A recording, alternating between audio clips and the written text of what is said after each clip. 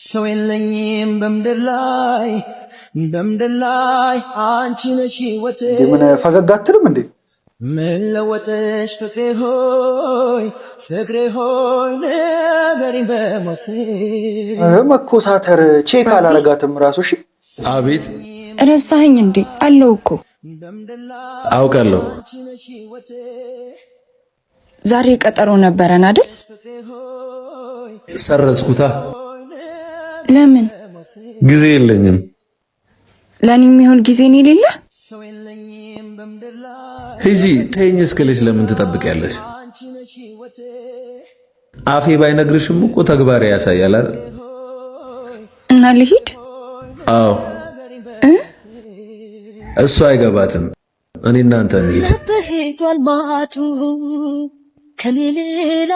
ሲጀምር ከሱ የተሻለ ታገኛለሽ። ይሂድ ጠንከር በይ።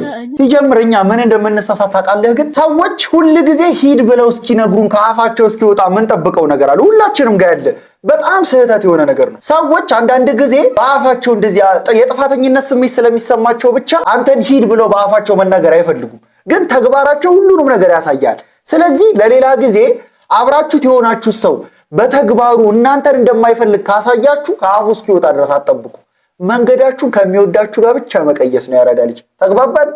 ይሻላችኋል።